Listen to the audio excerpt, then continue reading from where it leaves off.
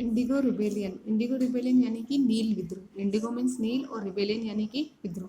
कैसे Indigo rebellion हुआ था?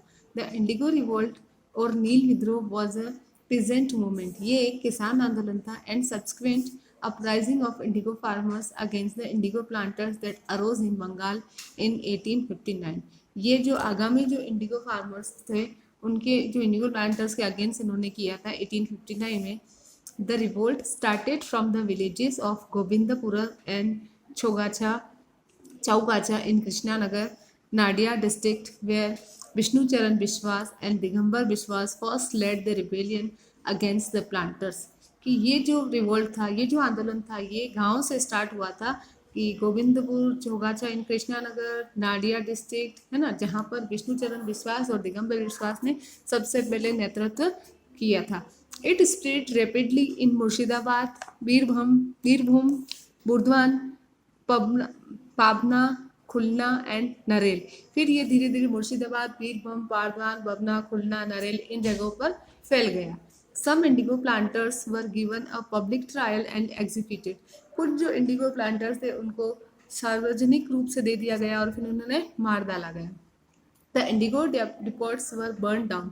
इंडिगो डिपोट्स जो भी डिपो थे, मतलब जहाँ पर उनको रखा जाता था, उनको जला दिया गया। Many planters fled to avoid being caught. बहुत सारे तो पकड़े जाने के डर से भाग गए। The zamindars were also target of rebellious peasant. कि इन किसानों का जो टारगेट था वो जमींदार भी थे। The revolt was ruthlessly suppress. Revolt जो था वो उसको बेरहमी से दबा दिया गया था। Large forces of police and military backed by the British government and the zamindars mercilessly slaughtered a number of peasants. और फिर बहुत बड़ी पुलिस फोर्स, आर्मी के साथ में ब्रिटिश गवर्नमेंट ने क्या किया, जमींदारों ने उन सब ने मिलकर बेरहमी से, बिना निर्दयता से कुचल दिया इन सभी किसानों को। British police mercilessly hanged great leader of indigo rebel Vishwanath Sardar. Vishwanath Sardar जो थे उनको बहुत बड़ी ही बेरहमी से फांसी दे दी गई, उन्हें फांसी पर लटका दिया गया।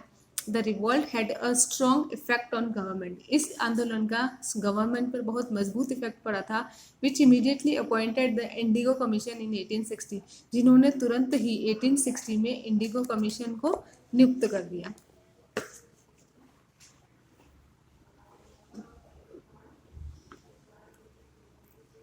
In the commission report, E.W.L. Tower noted that not a chest of indigo reached England without being stained with human being।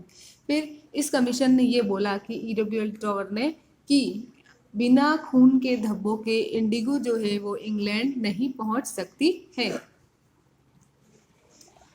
Finally, the British government formed the Indigo Commission in 1860 due to नवाब अब्दुल लतीफ।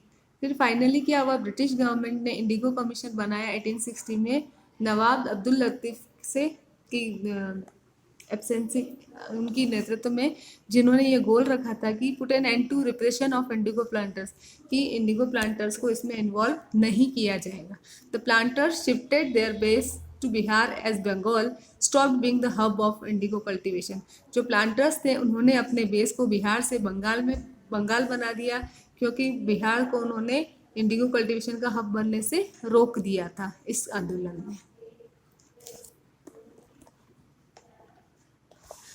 यहाँ पर आपका ये chapter over होता है। अब जो इसके जो क्वेश्चन आंसर्स हैं, जो प्रैक्टिस टाइम है, जो टिक द करेक्ट हैं, वो सभी का आपको PDF फॉर्मेट में आपको इसके आंसर्स वगैरह प्रोवाइड करवा दिए जाएंगे। और आपका ये होमवर्क है कि ये जो टिक द करेक्ट है, ये जो फिल इन द ब्लैंक्स है, जो ट्रू फॉल्स है ना, और आपके जो ये मैच है, इनको आप खुद से करने की कोशिश करेंगे। क्योंकि बेटा आप 8th क्लास के बच्चे और जब चैप्टर समझा दिया जाए तब ऐसे छोटे छोटे क्वेश्चन, 1 वर्ड क्वेश्चन तो आप कर ही सकते हैं। और आपको चैप्टर रीड करोगे तो आपको इन सबके आंसर्स भी मिल जाएंगे। Okay, thank you, have a nice day.